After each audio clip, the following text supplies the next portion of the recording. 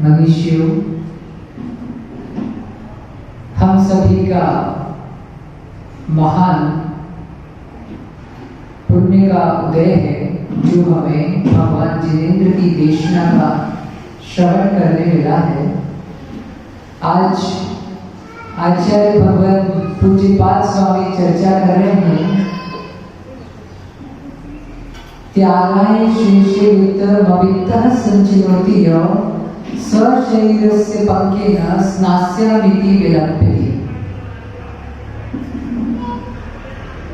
जहाँ पहले संसारिक प्राणी को सचेत किया कि हे जीव, आयु दिनों दिन बढ़ती जा रही है, या कहें कि आयु दिन बर दिन घटती जा रही है, इसीलिए अपने कल्याण की सोचो।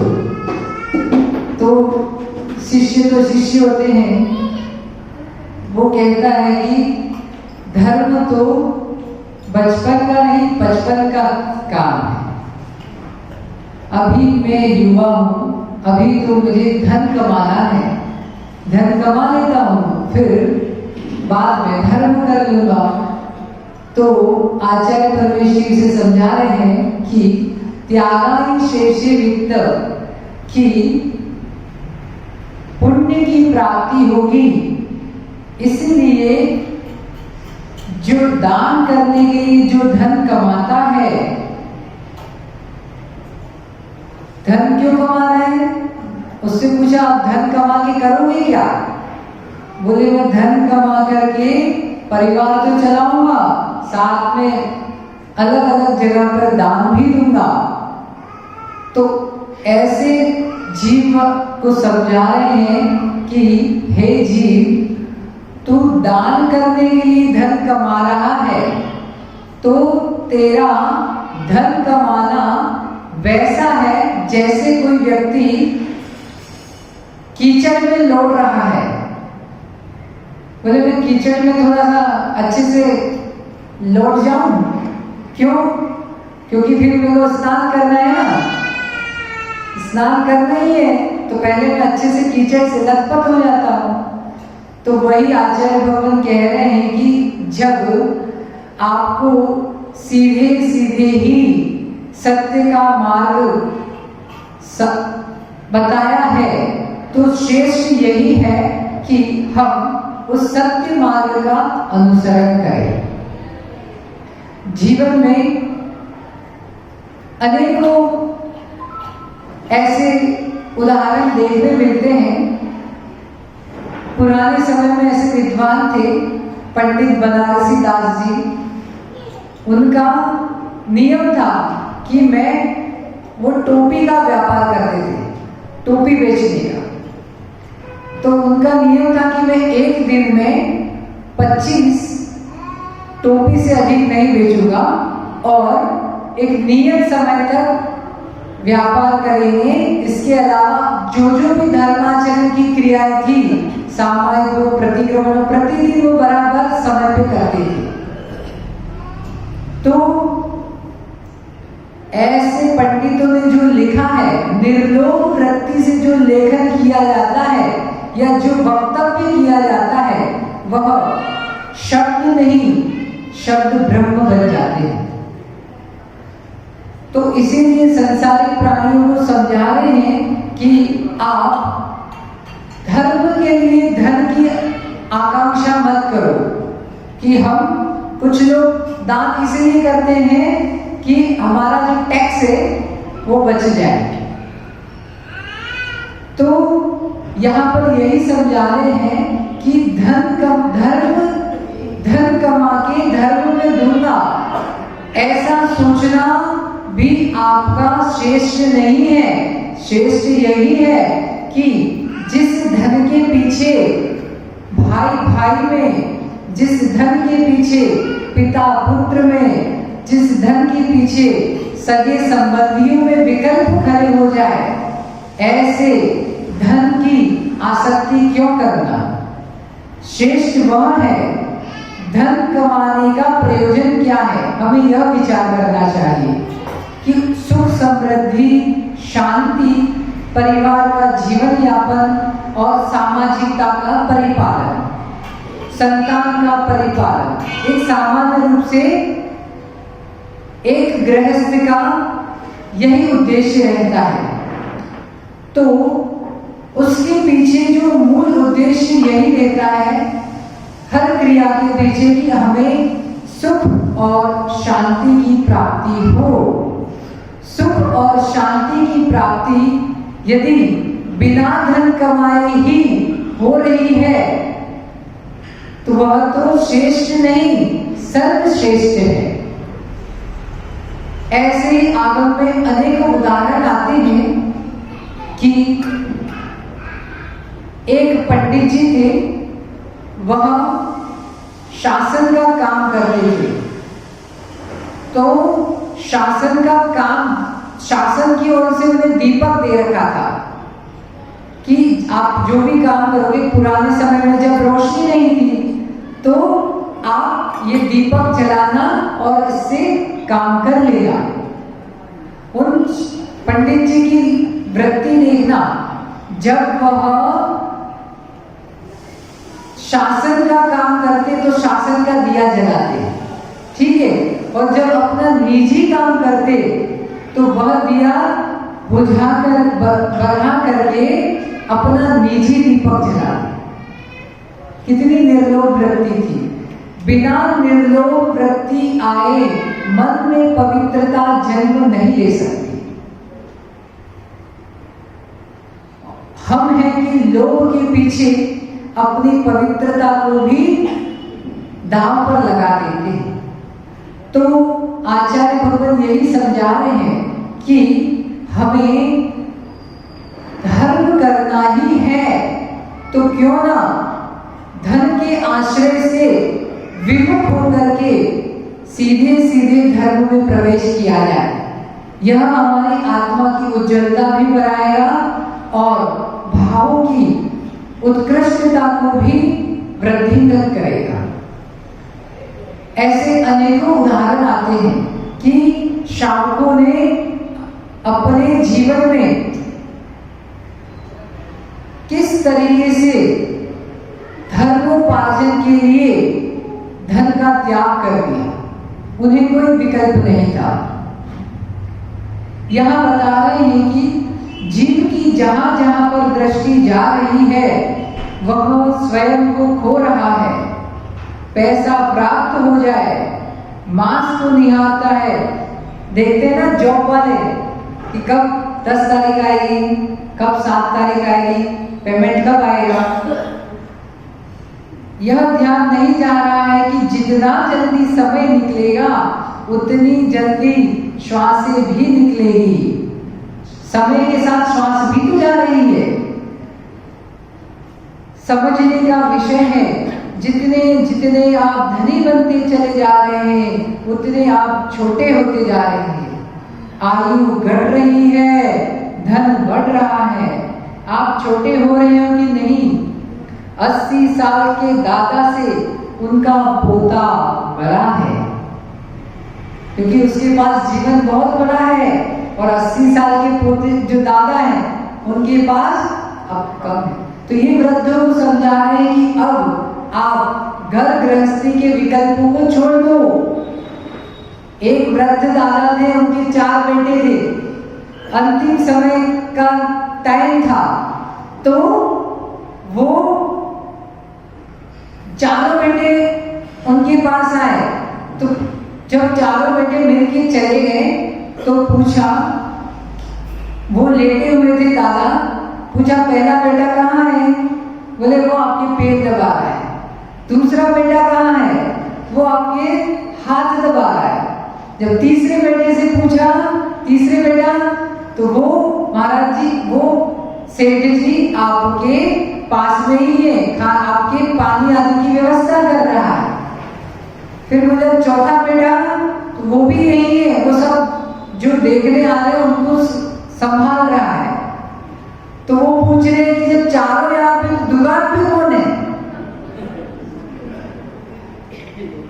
ऐसी स्थिति हमारे अंतर में बनती है कि कि हम इतने आसक्त हो चुके हैं कि हम उनसे परे होकर के अपनी कल्पना ही नहीं कर सकते। सत्य जो होता है वह अकेला ही होता है। सत्य को जब भी अकेला चलता है तो लगता है कि कोई नहीं है हमारे साथ, लेकिन जब आप सत्य के मार्ग पर चलते चलो चलते चलो चलते चलो, एक समय ऐसा आएगा कि आपके सत्य की आदर करने वाले अनेकों लोग होंगे। और भीड़ से सत्य का अनुमान नहीं होता कि बहुत सारे लोग हैं, नहीं, हमारे अंतर्गत की परिणति ही हमें सत्य का अनुमान कराती है। तब कहते साध्य विज्ञानम अनुमानम, कि साध्य से साधन की का जो ज्ञान कराता है वह अनुमान कहलाता है, आपकी भाषा में एस्टिमेशन।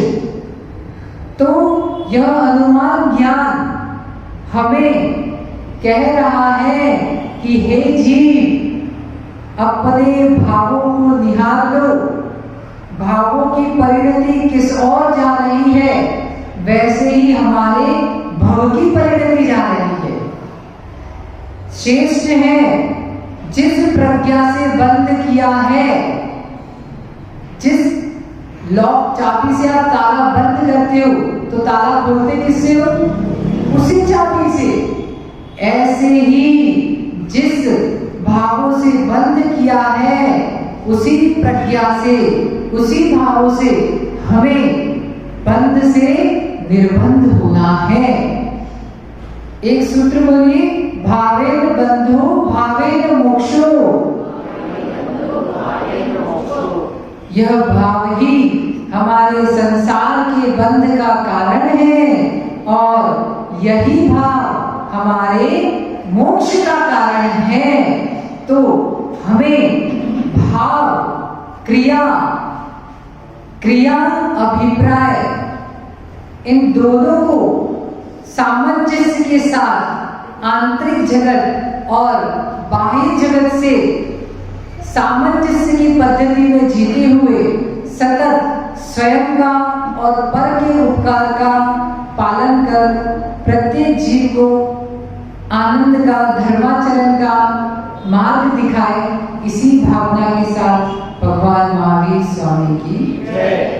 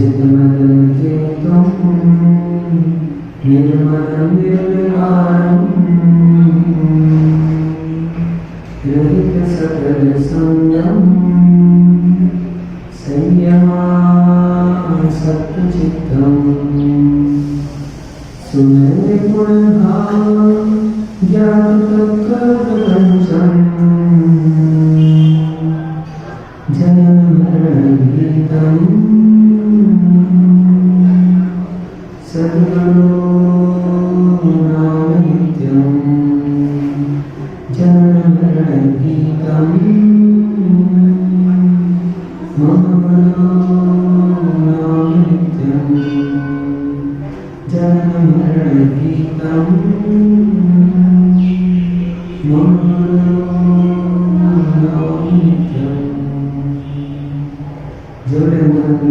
भगवान की वर्तमान शासन नायक मूल नायक महावीर भगवान की परम पूज्याचार्य बंधु स्वामी की परम पूज्य त्रिवल्लाचार्य महाराज की परम पूज्याचार्य शुभ सागर जी महाराज की चिन्मणि माता की 309 करोड़ मिराजों की अहिंसा में विश्व जैन धर्म की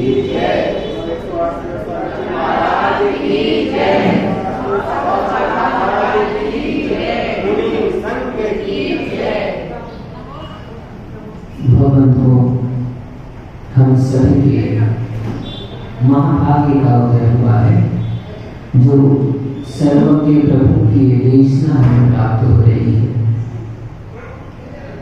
भगवान ने देशना दी और गणधरों ने उन्हें प्राप्त किया, गणधरों ने उन्हें झेला।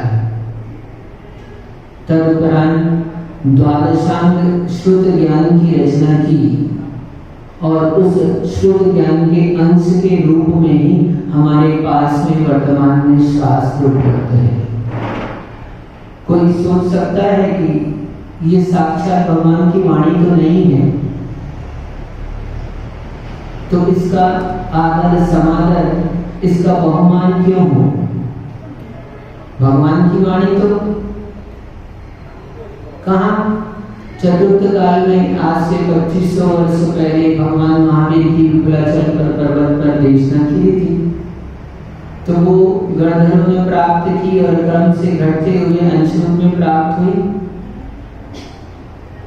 तो आचार्य भगवंतों ने कहा कि आपने जो घर पे जल भर कर रखा है, डॉक्टर साहब मटकी में जल भर लेते हो कि नहीं भर लेते? यद्यपि वो जल सागर नहीं है, यद्यपि वो जल सागर नहीं है, लेकिन उस सागर का ही अंश है। इसलिए उसको भी क्या, उसको भी उतना ही बहुमान प्राप्त होता है जितना सागर का बहुमान होता है। आप घर में भर कर रख लेते हो गंगा जल, रखते हैं कि नहीं? कई लोग रख लेते हैं गंगा जल भरकर, लोगों के घरों में रहते हैं। तो क्या उस गंगा जल को आप सामान्य जल मानते हो कि गंगा जल मानते हो? यदि देखेंगे तो जल की दृष्टि से क्या है, वो सामान्य ही मालूम होता है, लेकिन फिर भी उसकी विशेषता है। क्यों? ये गंगा से प्राप्त हुआ है, गंगा नदी से आया है, गंगा नदी से लाया गया है। इसलिए ये द्वादशांग श्रुत जो आचार्यों ने अपनी बुद्धि से, अपने ज्ञान से हमारे लिए प्रकट किया है, अपने साधना और आराधना के समय में से निकालकर ये जिनेंद्र भगवान की देशना दी है, तो ये सर्वज्ञ की ही वाणी है। इसका बहुमान भी केवली की वाणी की तरह, दिव्य ध्वनि की तरह किया जाता है। ऐसे तो गंदगी को भी पवित्रता की प्राप्ति हो जाती है। आज गए थे सुबह हम उधर, तो नाली का पानी भी पूज्यता को प्राप्त होता है। होता है कि नहीं होता? अध्यक्ष जी,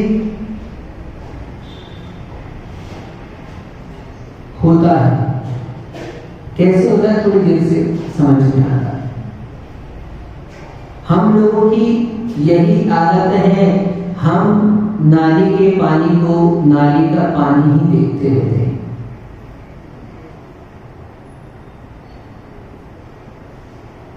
आप नाली का पानी पीते हो कि नहीं?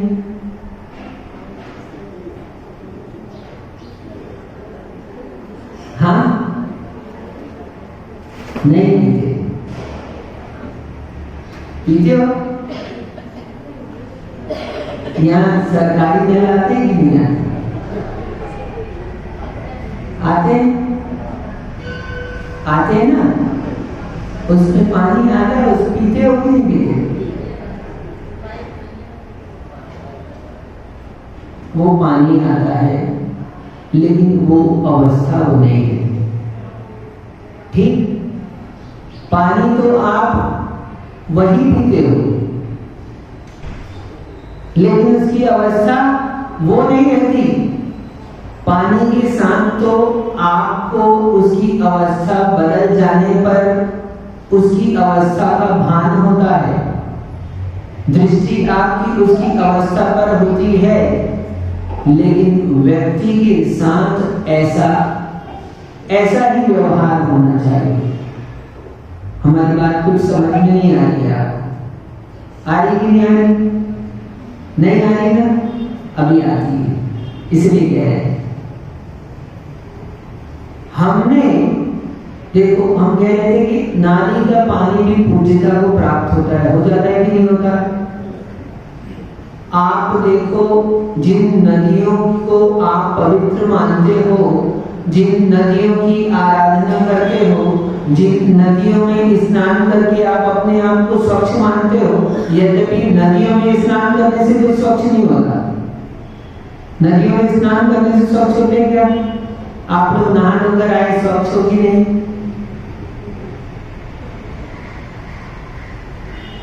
स्वच्छ हो। ये जो स्वच्छता है, ये बाहर की स्वच्छता है, शरीर की स्वच्छता है। नदियों में स्नान करने से कोई स्वच्छ बाहर से तो हो सकता है, भीतर से नहीं होता। जिसको हम कहते हैं पवित्र नहीं हो सकता, पावन नहीं हो सकता।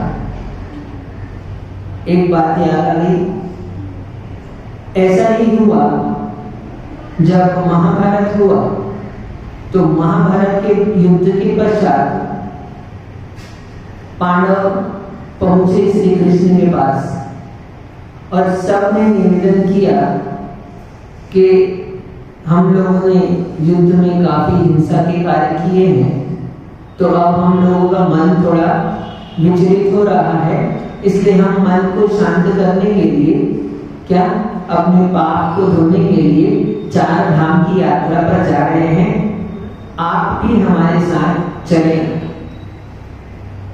किससे कहा? पांडव ने कृष्ण से कहा। तो कृष्ण जी ज्ञानी ऐसे ही नहीं बन गए सारथी, क्यों? महान। तो उन्होंने कहा ठीक है, तुम जा रहे हो, बहुत अच्छी बात है, हमारी मंगल अनुमोदना है, लेकिन तुम एक काम करो, मैं तो नहीं जा सकता, मेरे बदले ये तुमड़ी लेते जाओ। तुमड़ी समझते हो? लौकी तो लंबी होती है, उस लौकी की ही एक विभिन्न दूसरी प्रजाति है जो गोल रूप में होती है, जिसको तुम्हा भी कहते हैं। क्या कहते हैं? आपके अंग्रेजी हमको पता नहीं। हाँ, तुम्बा कहते हैं। तो वो तुमड़ी, उसने क्या कहा कि हम नहीं जा रहे, तो अब अपन नहीं जा रहे कहीं पे, तो भेज देते ना कि हम नहीं आ पा रहे, तो हमारी तरफ से चले जाना, लिफाफा दे देना, इसको भेज देते हैं ऐसे अपन। आपकी भाषा में कहें गजूबे तो प्रॉक्सी। क्या अध्यक्ष जी, आपने आज निवेदन किया कि सबको आना है, 4 बजे जाना है, तो मान लो ये नहीं आ पाए, तो ये कहेंगे कि हम नहीं जा पा रहे हैं, अमन एक काम कर तुम चले जाओ। तो आप अमन आएगा तो क्या मान लोगे आप कि ठीक है, गज्जू को काम था भाई, तो उसने अमन को भेज दिया है, अमन को ले चलो।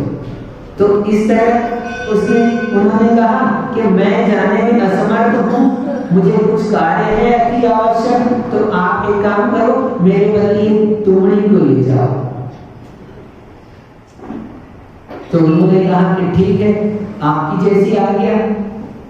ज्येष्ठ और श्रेष्ठ लोग जो भी कहते हैं तो उनकी बात काटना मुश्किल होता है। तो उन्होंने कहा कि तुमड़ी को ले जाओ, तो उन्होंने कहा कि ठीक है, हम ले जाते हैं, और ले जाओ, और कहा कि इसे वापस लाना। और पूर्व पांडव 5 चारों धाम की यात्रा करने को गए डॉक्टर साहब, और 4 धाम में उन्होंने यात्रा की और स्नान किया। कहाँ? 4 धाम की यात्रा में नदी में में स्नान करके पवित्रता प्राप्त होती है। तो चारों धाम की यात्रा में गए और नदी में स्नान किया, और जहाँ भी स्नान किया स्वयं तो एक बार या 2 बार स्नान किया, लेकिन वो साथ में तुमड़ी को लेके गए थे। तो बोले ये तो किसकी तुमड़ी है ना? किसकी है? श्री कृष्ण ने भेजी और उनकी है। तो अब वो स्वयं तो बोले एक बार स्नान करे, लेकिन तुमड़ी को कितने बार स्नान कराया? जितने बार हो सके 7 बार स्नान कराया, ऐसा प्रचलित है। और 7 बार स्नान किया रहा है। एक स्थान पर गए, वहां पर 7 बार स्नान कराए, दूसरे धाम पर गए, वहां पर तीसरे में गए, वहां पर चौथे में गए, वहां पर हर जगह 7 बार स्नान कराया। अमित भैया, आपने कितने बार स्नान किया? 1 बार। आज तो 1 बार किया। तो 7 बार स्नान कराने के बाद में वो यात्रा कर वो पांचों के पांचों भाई वहां पर पुनः श्री कृष्ण के पास पहुंचे और लौट कर पहुंचे। तो कृष्ण ने उनका बहुत आदर सत्कार किया, क्योंकि जो यात्रा करके आता है उसका सम्मान होता है। तो उन्होंने उसका आदर सत्कार किया और कहा कि हम यात्रा की बातें बाद में सुनेंगे, वृत्तांत बाद में सुनेंगे। आप लोग इतनी दूर यात्रा करके आए हो तो आप लोग भोजन करो। लेकिन भोजन करने से पहले उन्होंने कहा मैंने तुम्हें कुछ दिया था। तो हाँ, उन्होंने कहा कि बहुत बढ़िया, सही, आपने जो दिया था, आपने कहा था स्नान कराना इसको भी, तो हमने तो 1 बार किया, इसको 7 बार स्नान कराया। तो वो स्नान कराकर वो तुमड़ी को उन्होंने श्री कृष्ण को वापस दिया। श्री कृष्ण ने कहा तुम अभी विश्राम करो और विश्राम करके थोड़ी देर के बाद भोजन करना। और उन्होंने वो तुमड़ी को क्या किया? अपने रसोई को दे दिया। और जैसे ही वो पांडव भोजन में बैठे तो उन्होंने उस भोजन का पान किया, भोजन का ग्रहण किया। और जैसे ही भोजन को ग्रहण किया तो उनका मुंह कड़वा हो गया। क्यों हो गया कड़वा? तो उन्होंने बोला आपने क्या खिला दिया हमें? क्या है इसमें जो कड़वाहट है? बोले अरे तुम्हें कड़वी लग रही है, ये तो श्रेष्ठ वस्तु है। क्यों श्रेष्ठ है? ये तो स्नान करके पवित्र हो गई ऐसी उस तुमड़ी को तुमने तो 1 बार स्नान किया था, इसको 7 बार कराया। ऐसे 7 बार स्नान करने के बाद उस तुमड़ी को हमने तुम्हें भरोसा है, ये कड़वी कैसे हो सकती है? बोले क्या स्नान करने से तुमड़ी कड़वी से मीठी हो सकती है? पानी में धो लेने से? बोलो, हो सकती है? तुमड़ी के विषय में तो हमको समझ में आ जाता है कि तुमड़ी पवित्र नहीं होती, तुमड़ी कड़वी से मीठी नहीं होती। लेकिन हमारे विषय में बस समझ लेना, बात स्नान की नहीं कह रहा, बात मैं कह रहा हूं क्रियाओं की। आप क्रियाओं को करते हुए यदि आप अपने आप को पवित्र मानते हैं तो आपका ये भ्रम है, आपके साथ भी वही होगा जो उन लोगों के साथ हुआ था। क्या? यदि क्रियाओं मात्र के करने से कोई पवित्रता को प्राप्त होता तो वो तुमड़ी पवित्र हो गई होती, तुमड़ी कड़वी से मीठी हो गई होती। लेकिन स्नान करने से कोई पवित्र नहीं होता। यानी कि कहने का मतलब ये है कि क्रिया मात्र कर लेने से आपके भीतर पवित्रता नहीं आती। और ये आप सबके अनुभव की बात है। वास्तव में दृश्यमान जगत जितना है उससे कहीं अधिक अदृश्यमान जगत है। जितना कुछ हमको दिखाई देता है वो बहुत कम है, उस दिखाई देने के पीछे जो नहीं दिखाई देता है वो बहुत अधिक है। अध्यक्ष जी, जो दिख रहा है सब कुछ दिख रहा है ना आपको? ये दिखने वाला बहुत कम है ये जो दिख रहा है वो एकमात्र उद्गत द्रव्य है, और जो नहीं दिख रहा वो 5 द्रव्य, जीव, धर्म, अधर्म, आकाश और काल, ऐसे 5 द्रव्य अरूपी है, अमूर्तिक है। जो कुछ भी दिख रहा है वो पुद्गल है, तो दिखने वाला एक, नहीं दिखने वाला 5। बस ऐसे ही समझ लेना, जो कुछ भी आपको दिख रहा है, क्या जो क्रियाएं आपको करते हुए दिख रहे हैं, जो क्रियाएं दिख रही है, ये सब क्रिया दृश्यमान है। इस दृश्यमान के पीछे अदृश्यमान है, वो कहीं इससे अधिक है। इसलिए केवल दृश्यमान को देखकर ही संतुष्ट मत हो। कहने का मतलब ये कि केवल क्रियाओं को कर ही संतुष्टि प्राप्त न करो। आप स्वयं अपने अंतरंग में इस बात का अनुभव करो कि आपके भीतर पवित्रता कितनी प्राप्त हुई है, और हुई भी है कि नहीं हुई। बहुत बार ऐसा होता है, हम जहां से चलते हैं बहुत दूर जाने के बाद में हम पाते हैं कि हम वही के वही हैं। होता है कि नहीं? संभव है कि नहीं? ऐसा कैसे हो सकता है? चलने के बाद वहीं कैसे रह सकते हैं? ऐसा ही हुआ। एक और ऐसा ही हुआ, 2 मित्र रात में चले गए थे इधर नाले के आगे, तो 2 मित्र नाले के आगे वहां पर चले गए और दोनों ने अपने शौक पूरे किए। दोनों की जो आदत थी वो पूरी की दोनों ने, और दोनों ने उस मदिरा का पान करने के बाद सोचे कि अब चलो, अब अपन घर चलते हैं। तो उनका घर नदिया के उस पार था, नदिया के पार था, तो वो दोनों सोचे कि हम चलते हैं। और दोनों मित्र बैठ गए नाव पर, और नाव पर बैठने के बाद दोनों ने बहुत मेहनत की, रात भर नाव चलाई। क्या क्या कहते हैं उसको?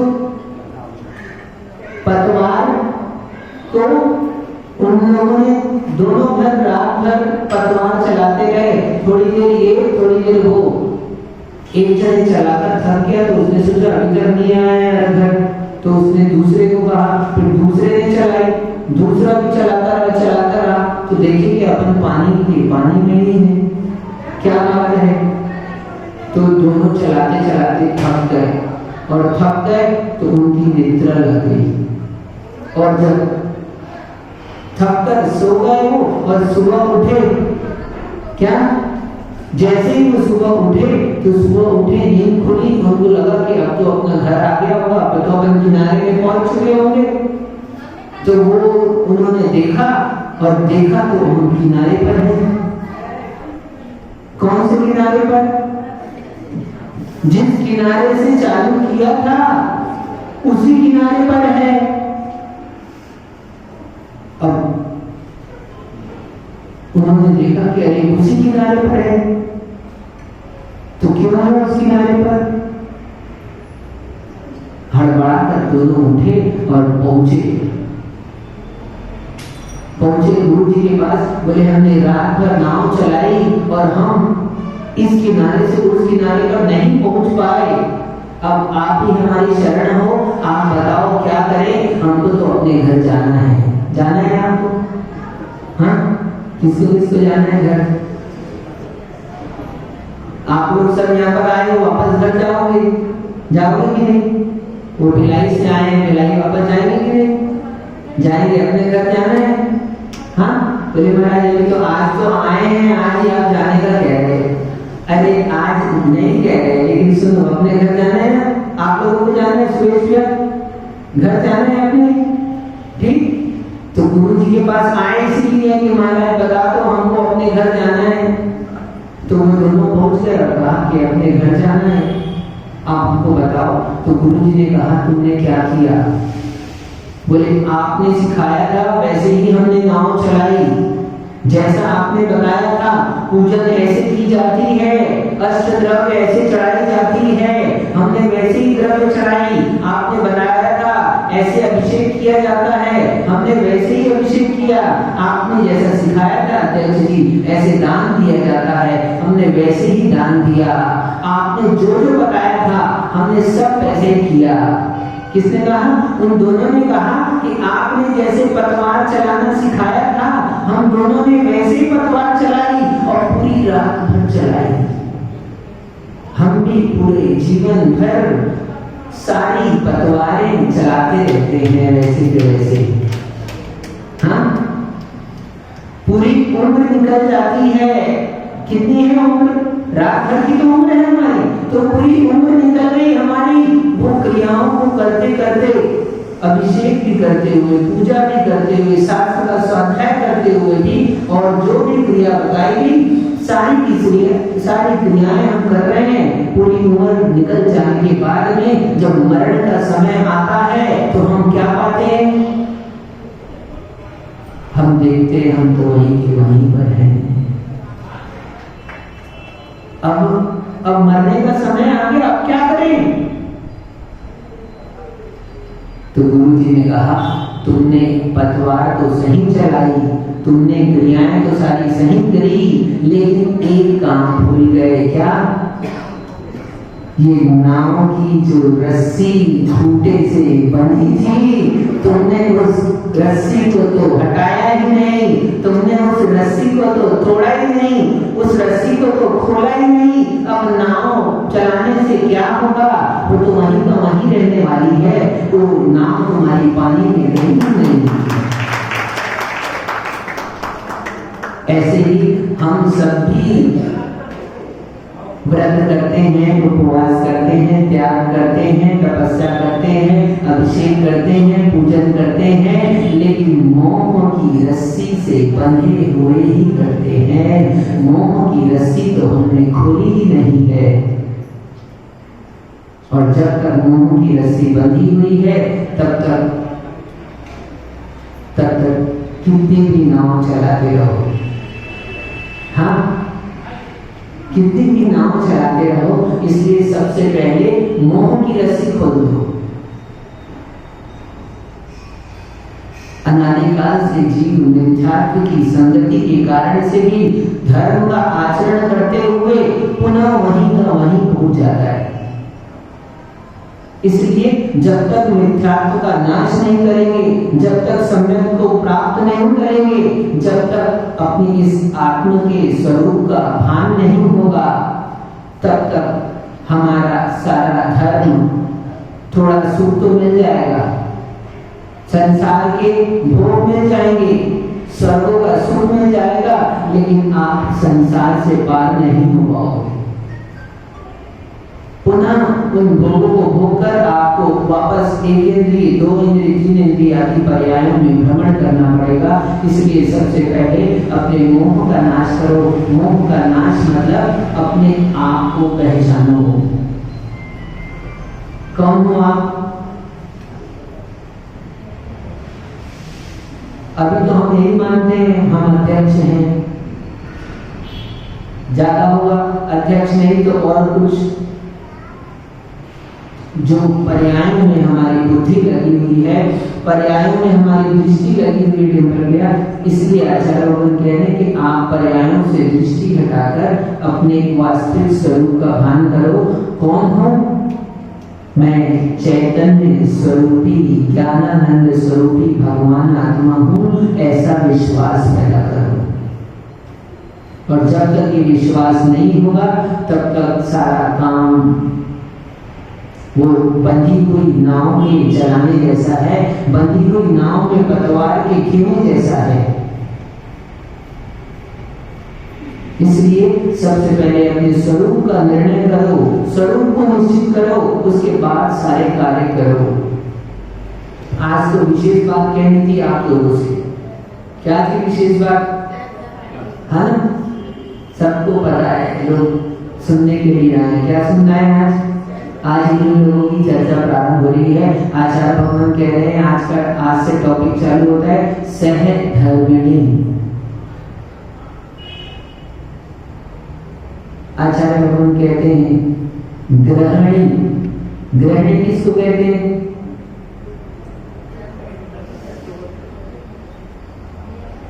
ग्रस्त किसको कहते हैं? जो ग्रस्त होता है उसकी ग्रहणी होती है। ग्रस्त कौन होता है? जो ग्रहों में के बीच में स्थित है ना? जो ग्रहों के बीच में फंस गया है वो है ग्रस्त। ठीक? ग्रह, हाँ ग्रह है ना? अरे ग्रह ही तो है। स्त्री क्या है? परिग्रह। परिग्रह के अंतर्गत आता है। जब भगवान महावीर हुए उसके पहले तक 4 ही सत्य कहे जाते थे। 4 ही ऐसा वर्णन आता है शास्त्र में कहे गए थे कि 4 ही बात कही जाती थी।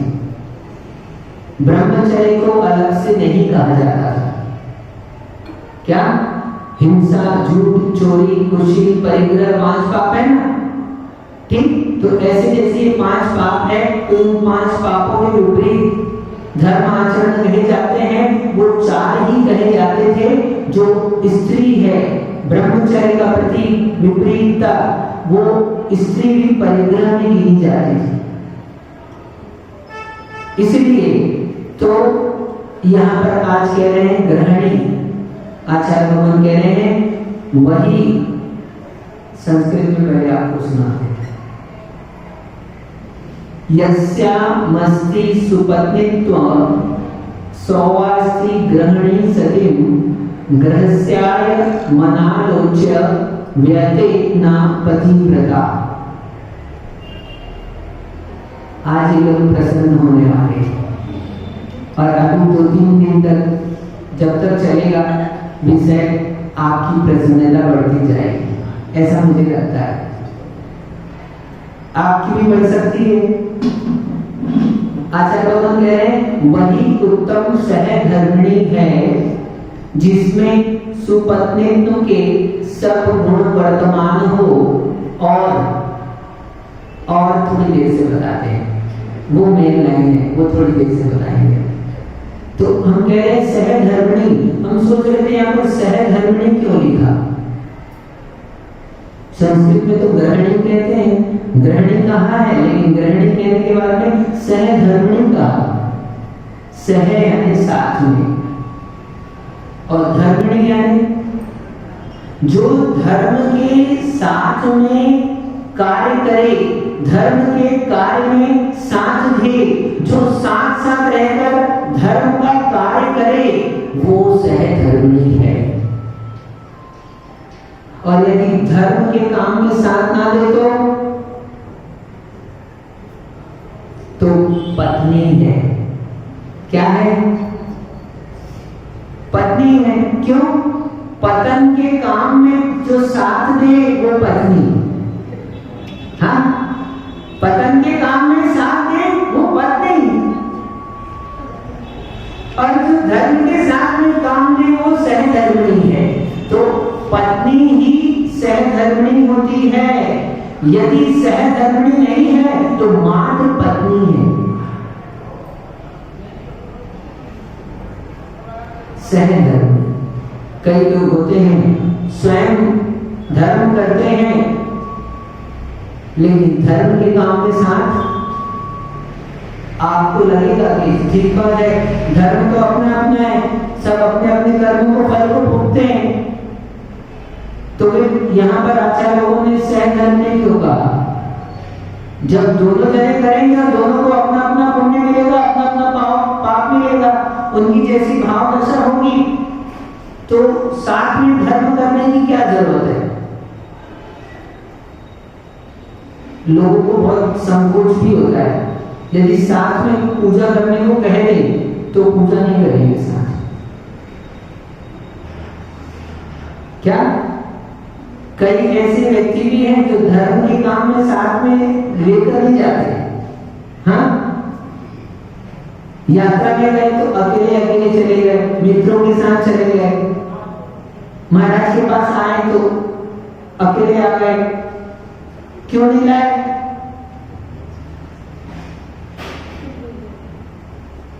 बात समझना। यहां पर कह रहे हैं आप उनके जीवन साथी हो। तो जीवन साथी हो, इसका कहने का मतलब ये है, आपने जब फेरे लगाए थे तो आपने नियम लिया था। आप लोगों को याद हो या ना हो, किसी को याद होगा? हाँ, कि हम बता दें, हमने सुना नहीं है, आचार्य सिंह के मुंह से सुना है। हाँ, फेरे तो देखे हैं, आचार्य सिंह के मुख से ही सुना है कि फेरा जब आपने लिया तब एक प्रतिज्ञा आपने ली थी, आपको दिलाई गई थी कि आप इसके धर्म का पालन करेंगे, कराएंगे और आप इसके धर्म का पालन कराएंगे। पत्नी को भी नियम दिया गया था और पति को भी नियम दिया गया था कि दोनों धर्म का पालन कराएंगे, एक दूसरे के धर्म का। तो दोनों ही सहधर्मी हुए, सह यानी साथ में धर्म करने वाले, तो दोनों के धर्म का पालन कराना कर्तव्य है कि नहीं है? तो इसलिए कह रहे सहधर्मी। यदि धर्म का आप वास्तव में देखो, हम पाप के काम में तो सहयोग कर देते हैं सहज, लेकिन पुण्य के काम में उससे क्या होगा? क्यों कह रहे हैं कि धर्म के काम में भी साथ दो? तो धर्म के काम में सब साथ दोगे तो उसका उत्साह धर्म के प्रति बढ़ेगा और वह धर्म के मार्ग पर आगे बढ़ेगा। और यदि आपने धर्म के काम में साथ नहीं दिया, निषेध किया, विरोध किया, रोक दिया, कई लोग होते हैं रोक देते हैं, भैया तुमको तो महाराज ही दिखते हैं, चले जाओ महाराज के साथ। आश्चर्य मत समझना, गलत नहीं कह रहा हूं। क्या कहते हैं? तुमको महाराज ही दिखते हैं, तुम तो चले जाओ महाराज के साथ, ऐसा तक कह देते हैं। तो ये क्या हुआ? इसका मतलब आप धर्म के काम में सहयोग नहीं कर रहे। आप एक प्रकार से रोक ही तो रहे हो, रोकने को नहीं कहा, लेकिन कहा क्या? अभिप्राय क्या है, भाव कैसे है? तो ऐसे कार्य करते हैं। तो इसलिए और भी बहुत सारी बातें हो सकती है, अभी रोज विचार करके करेंगे। अभी तो मतलब सहधर्मिणी यानी धर्म के काम में साथ देती है, वही वास्तव में पत्नी है, सुपत्नी है। तो आचार्य भगवान कह रहे हैं वही उत्तम सहधर्मिणी है। उत्तम कौन? जिसमें सुपत्नित्व के सब गुण वर्तमान हो, सारे गुण होने चाहिए। अब सारे गुण सब में मिल जाए ये तो पॉसिबल नहीं है, इसलिए तुम एक्सपेक्ट भी मत करना, ठीक है? और होते भी नहीं है, क्या होते भी नहीं है। यदि तुम खोजने को निकलोगे तो कहीं नहीं मिलेंगे, और तुम कहीं नहीं मिलेंगे तो तुम ऐसे ही रह जाओगे। तो सुनो, तो सुपत्नित्व के सब गुण वर्तमान हो, और सबसे मेन बात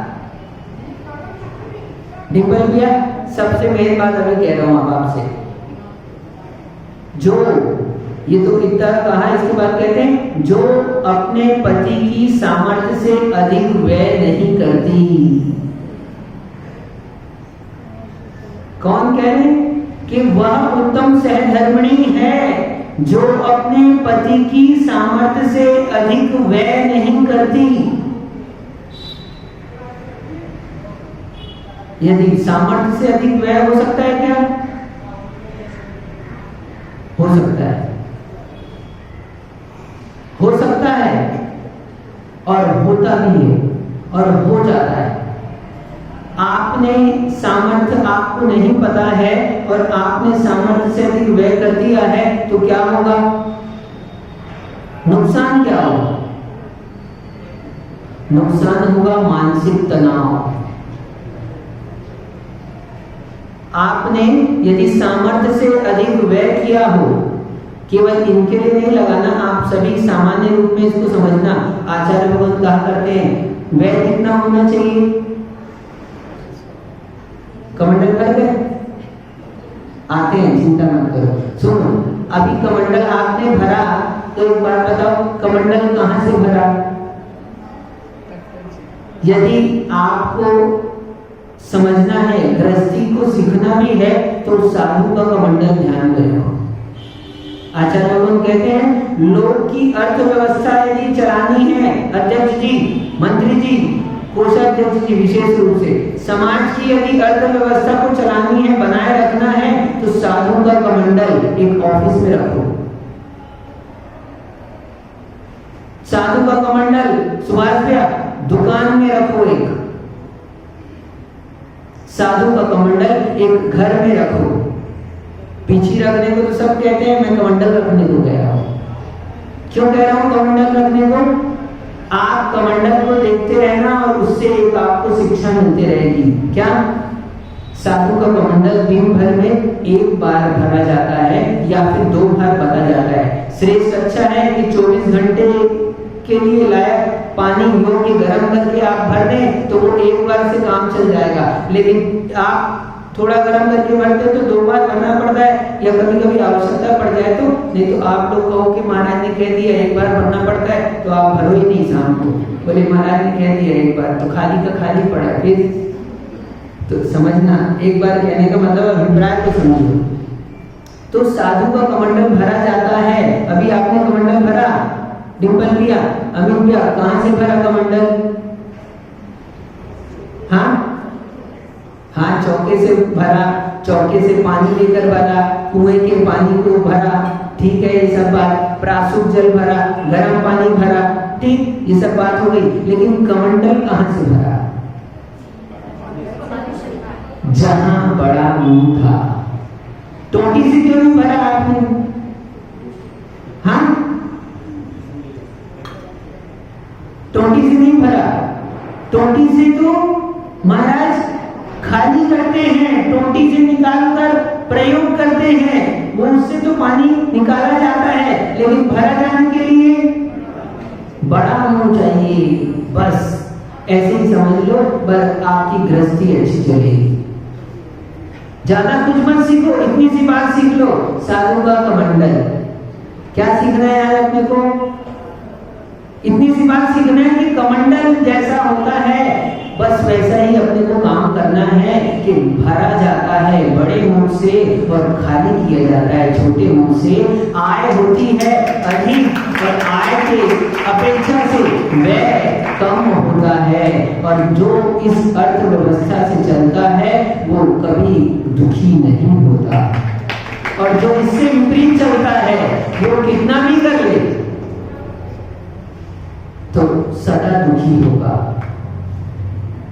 आप सामर्थ्य से अधिक व्यय करोगे तो आपके तनाव बना रहेगा, आपके पति के तनाव बना रहेगा, और अब क्या होगा? आपको लग रहा है कुछ नहीं हुआ, लेकिन सब कुछ बिगड़ गया। कितना? अब उसकी कमाई भी कम हो जाएगी। क्यों कम हो जाएगी? क्योंकि आपने सामर्थ्य से अधिक व्यय कर दिया, तो अब उसके मानसिक तनाव हो चुका है। तो अब जिस शक्ति से, जिस उत्साह से वो व्यापार कर सकता था, जितना उपयोग उसमें लगा सकता था, जितना कॉन्सेंट्रेट कर सकता था, उतनी एकाग्रता उसकी नहीं बनती है। अब एक विकल्प अंदर में चलता रहता है, और वो विकल्प के कारण से उसकी कार्य क्षमता घट जाती है, उसकी वर्किंग पावर कम हो जाती है। और वर्किंग पावर कम हो गई तो आय अपने आप कम हो जाती है, और आय कम होने का एक और मूल कारण है, और भीतर में जाकर देखो तो जो उसके अंदर मानसिक तनाव चल रहा है लगातार, ये एक प्रकार का कलुषता है, ये कषाय परिणाम है। इससे पाप का आश्रय होता है। क्या होता है? पाप का आश्रम होता है निरंतर। अब निरंतर पाप कमा रहा है, अब पाप कमा रहा है तो धन बढ़ेगा कि धन घटेगा? तो आपने क्या किया? आपने कुछ नहीं किया, आपने तो थोड़ा सा, एक बार ही तो थोड़ा सा ज्यादा खर्चा कर दिया बस। क्या क्या किया आपने? आपने कुछ नहीं किया, आपने सब कुछ किया। इनडायरेक्ट वे से आप ही कारण हो। इसलिए कह रहे हैं वह उत्तम सहधर्मिणी है जो अपने पति की सामर्थ्य से अधिक व्यय नहीं करती, कम में काम चला लेती है। हाँ, ये भी एक बहुत बड़ी कला है, ये भी एक बहुत बड़ी कला है। थोड़े से में भी काम हो सकता है और अधिक में भी चाहो, थोड़े से भी क्या, घी में खिचड़ी डालो तो खिचड़ी में घी डालो, क्या करो बोलो, खिचड़ी में घी डालो तो थोड़ा घी डालने पर भी, और ज्यादा डाले तो, और ज्यादा डाले तो स्वाद बढ़ जाता है। घी खिचड़ी का बढ़ता है कि नहीं बढ़ता? थोड़ा डालोगे, जितना उपयोगी है, जितना आवश्यक है, जितना आपके योग्य है, जितनी आपकी पाचन क्षमता है उतना डालोगे, तब तक तो वो स्वादवर्धक होगा, गुणकारी होगा। और आप अपनी पाचन शक्ति से अधिक आपने डाल दिया तो आप कहोगे कि खिचड़ी का घी खिचड़ी में है, लेकिन वो घी आपके लिए नुकसानकारी है, नुकसानदेह है। ऐसे ही आपको लग रहा है कि अरे कुछ नहीं हुआ, थोड़ा सा तो अधिक हुआ है व्यय, लेकिन वो थोड़ा सा व्यय नहीं हुआ, वो पाप का कारण है, आपके विवेक की कमी है। इसलिए पहला पॉइंट लिखा आचार्य भगवान ने, सबसे पहले ये कहा सहधर्मिणी के बारे में बताने वाले हैं, और सहधर्मिणी के लिए सबसे पहले ये लिखा कि अपने पति की सामर्थ्य से अधिक व्यय ना करें। डिंपल भैया, अच्छा टॉपिक है, कह देना बहुत विशेष चर्चा हो रही है अभी सहधर्मिणी पर। 10 टॉपिक है, अभी 10 दिन बाद चलने वाली, 10 दिन तो नहीं, जितने भी दिन चलेगी, मतलब 1-2 दिन तो चलने वाली है, तो इस पर विचार करना। अभी तो एक चालू किया है, एक से एक इसमें और आगे विषय आने वाले हैं। वास्तव में जब से क्या है, हाँ, मांग भरी है भैया, जब से मांग भरी है, अभी तक मांग नहीं भरी। हाँ, ठीक है कि नहीं? सुभाष जी सही की गलत? हाँ, आजकल मांग भरने का काम नहीं होता, आजकल मांग नहीं होती तो भरना क्या? तो आजकल ना मांग भरी जाती है, आजकल तो क्या है, कार्ड है, कार्ड, सब कुछ काम ऑनलाइन ऐसा है। तो सही है, वास्तव में मांग भी इतनी ही बनाओ, कितनी, जितनी सामर्थ्य हो। सामर्थ्य से अधिक मांग करोगे आपने व्यय तो नहीं किया, क्या व्यय तो नहीं किया अधिक, लेकिन मांग कर दी अधिक। तो अब मांग कर दी अधिक तो क्या होगा, अब उसको आपसे अनुराग है, उसको आपसे स्नेह है, तो अब वो सोचेगा कि क्या, कि कैसे भी करके अब हम इसकी मांग की पूर्ति करें। तो क्या होगा, तो जो न्याय के मार्ग में चलता था वो अनिति अन्याय के मार्ग में चला जाएगा, और फिर आप जानते हैं क्या होने वाला है। अनिति और अन्याय से पाप होता है, और पाप से दुर्गति होती है, और दुर्गति पे फिर जाकर दुख और क्लेश मिलता है। तो आपने उसका उद्धार किया, उसको उन्नति में पहुंचाया, उसके सहधर्मिणी बने कि सहपापिनी बन गए। अब आप विचार करना, अपन और कल बात करेंगे इस विषय पर, तो ज्यादा कुछ याद नहीं करना है। आज केवल इतनी सी बात, कमंडल याद रखना है। पढ़ गए ना कमंडल? ठीक है, चलते हैं। कमंडल याद रखना, क्या याद रखना है? कमंडल। पानी कहाँ से भरते हैं, खाली कहाँ से करते हैं? तो बस इतना सा ध्यान रखो। कमंडल नहीं भी ले जा सको, पता चला हमारा कमंडल ले गया, अरे कमंडल नहीं ले जाओ, कमंडल का चित्र बना लेना और लिख देना ये अर्थव्यवस्था है। कमंडल का चित्र बनाना और नीचे लिख देना क्या, सहधर्मिणी, इतना सा लिख देना। हाँ, हमारे धर्म का पालन कौन कराता है? वो कमंडल हमारा सहधर्मिणी है। हमारी एरिया समिति शौच आदि के लिए, हमारे धर्म का पालन कराने के लिए शौच उपकरण है। ऐसे ही आपको लिख देना सहधर्मिणी, हमारी भी सहधर्मिणी, हमारा सहधर्मिणी हमारा कमंडल है। तो आपको कमंडल याद रहे, बस ज्यादा याद मत करना, अधिक सामर्थ्य से अधिक व्यय नहीं करना, इतनी सी बात है। आप सभी को धर्म की प्राप्ति हो, ऐसी मंगल भावनाओं के साथ जब ये परम पूज्य आचार्य भगवान विशुद्ध सागर जी महाराज की